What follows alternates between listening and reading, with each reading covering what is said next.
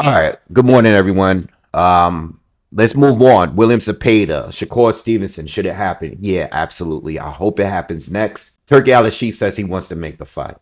Okay. And he also said he wants to make Crawford and Ortiz.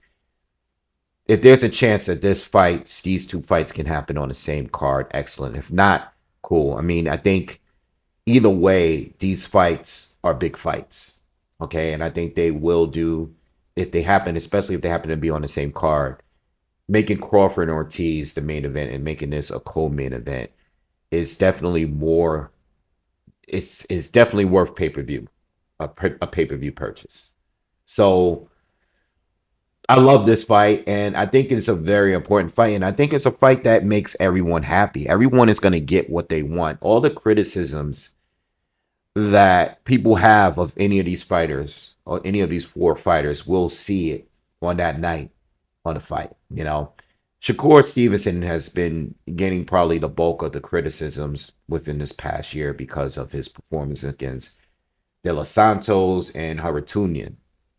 All right. The Haratunian fight just went beyond even boxing. You had podcasts that's non-boxing podcasts. People started making content on this fight, making reviews of this fight. And I think even with the De Los Santos, people were calling it the worst fight of the year last year. I think it was the worst fight of the year last year. So Shakur Stevenson has been getting a hell of a lot of criticisms. And, Willem Zepeda right now is that guy that's just looking for a big fight. And I think this would be a title opportunity for him. And I think it's a win-win for both because Zepeda will be fighting a guy that most people view as, a runner, a guy that can't punch, a guy that's boring. And I think the styles match up well because I think this is a fight where Shakur would be forced to let his hands go more often than we've seen in the past, you know. Um, so I think it's a win-win for him as well because if you think Shakur is boring, if you think he doesn't have power, if you think he's a runner, this could be the fight here where he's forced to let his hands go. Um, and I think he would have to because we've seen fights where, like, let's just say he's being evasive and he's running and he's not really trying to engage with Zepeda. He can lose a decision. I've seen fights where defense just didn't win the fight. We know Shakur has great defense, but he would have to let his hands go. He would have to land against William Zepeda, in my opinion.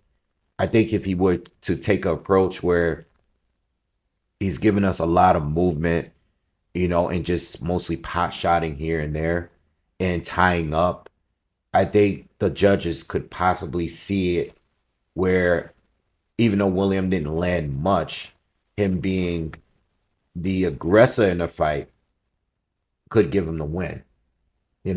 And whether you think that's the right way to take the fight or the right view, I'm not talking about how you and I may feel about it. I'm talking about the judges watching the fight. I think this fight would be a great opportunity for Shakur to let his hands go and prove that criticisms are all wrong of him.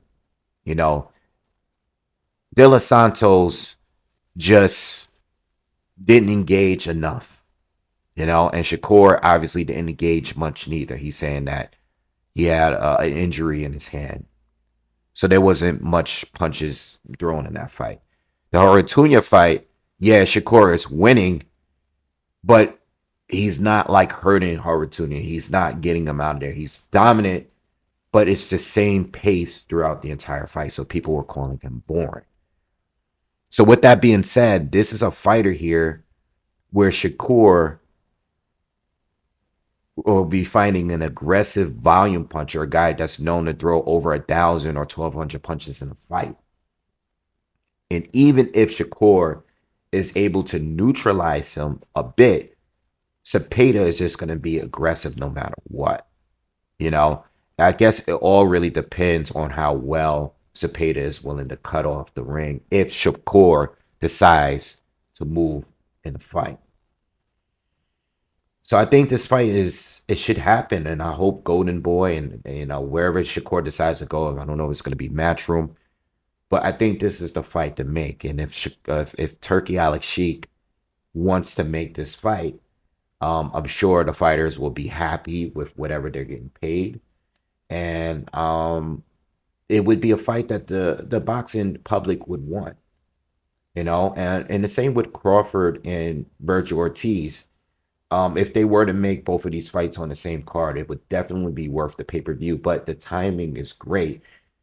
Crawford just fought a week ago, a week prior than Virgil Ortiz, and he is coming off his most, in my opinion, his most difficult test against Madrimov. I think Madrimov probably gave him one of the toughest fights he's had. Maybe not in a sense where he got hurt and stuff like that, but I mean as far as scoring and winning rounds, I think he struggled to outbox Madrimov um than he did in previous fights. Again, I know he's got hurt by certain fighters, but he's been able to stop just about almost everyone.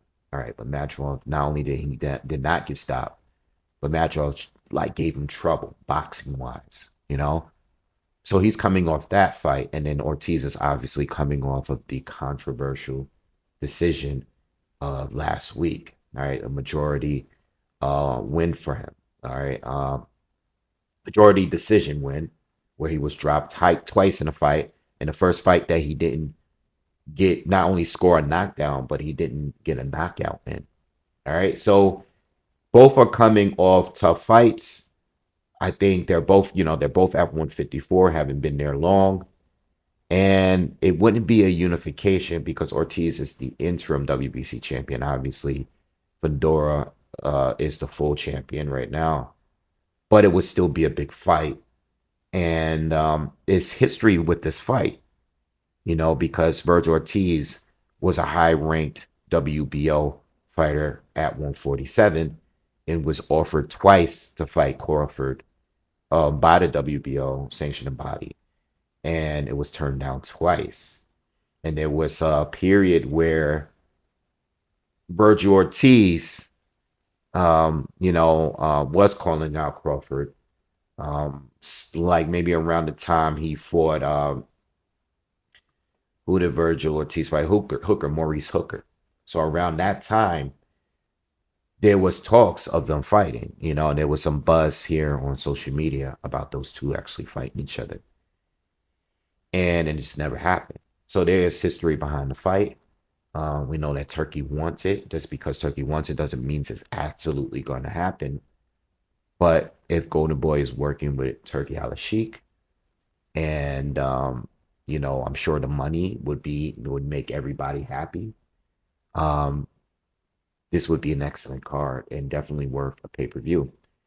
And lastly, and most importantly, we don't have to pretend like there's not a rivalry going on. And I'm not talking about the Mexico versus Puerto Rican rivalry. There's another rivalry which I think is much bigger and has been bigger over the years. The Puerto Rican rivalry was a big thing with Mexico when there were bigger named Puerto Rican fighters. All right, Miguel Cotto against Canelo, Oscar against Tito Trinidad, Hector Camacho against Julio Cesar Chavez. That was a different time, Puerto Rican fighters, they're still relevant, but they're not as big as they once were. Since Miguel Cotto, there haven't really been a big name. There's some good fighters, but there haven't been a big name. I think since Miguel Cotto, I think they tried to push the Felix Verdejo, but it just didn't work out for him. They've been trying to push Edgar Berlanga to be the next guy, and even Xander Zayas to be the next guy, but they just don't give that feeling of some of the popular Puerto Rican fighters of the past. But there's been the Mexican boxing, the fighters, it's been so many different great and top tier fighters over the years, consistently.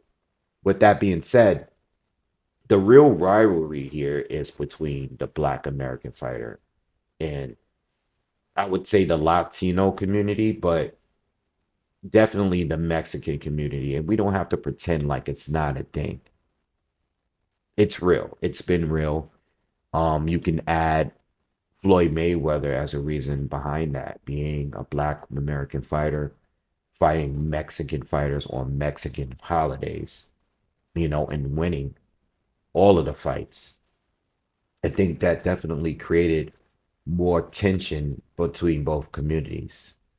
Okay. And honestly, it's good for boxing because it gets people to tune in. You're either rooting for a fighter or you're rooting against a fighter. I think Floyd proved that. And I don't think it's stopped since then.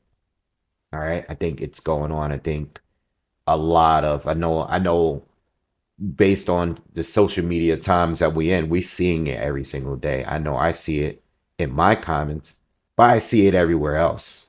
Anywhere I go, any comments that I read anywhere, and with tweets, anything. I see it all the time. So we don't have to pretend like it's not a thing. And I think this would make the fight card even bigger because it's Ortiz and Zepeda fighting Shakur and Crawford. And being that those are two Mexican Golden Boy fighters versus two Black American fighters that are happen to be very close and part of the same camps, we already know what kind of buzz that fight would create. It just, it's the perfect time to have that fight. Shakur has much to prove to the boxing public. All right, that he's just not a runner, that he could be exciting to watch. But it takes the matchup itself. The opponent has to be the right opponent. I don't think Shakur is a knockout artist, but what happens if you put him in a ring with a guy that's normally throwing over 1,000 punches a fight? All right, that had just won against two boxers, stopping them. Can Shakur show up? What is he going to do if he cannot neutralize Zepeda? And Zepeda doesn't respect his power. What happens? Don't you guys want to see that? I know I want to see it. What happens if Shakur actually neutralizes him? What if Shakur can actually hurt him? All right. Because Zepeda has some leaky defense. So what if Shakur is able to exploit that? Don't you guys want to see that? What about Virgil Ortiz? All right. He's coming off 2 knockdowns and a win. He's going to be fighting Crawford, who a lot of people weren't that impressed with his last performance. Crawford's only had one fight at 154. Ortiz had 3 now. Okay. Have their power really carried up to the division? Well, we don't know. Crawford is 37. He'll be 37 soon. It's the perfect time to have this kind of fight. you know. But even more so for Shakur and Zepeda. Again, great opportunity for Zepeda for a championship against one of the best defensive fighters in sport, one of the best, most technically sound fighters in sport, Shakur Stevenson. Can Zepeda beat him? I think that fight is a little bit more important because I think both Crawford and Ortiz, if that fight doesn't happen, they have so many other options. I don't think Zepeda and Shakur have that many options if we're talking from a political standpoint. All right. Let me know what you guys think about this. I think this is a very important fight. And I think it needs to happen, whether or not it's on the same card as Crawford and Ortiz. It deserves its own card at the very least, in my opinion. And it's a great opportunity for both.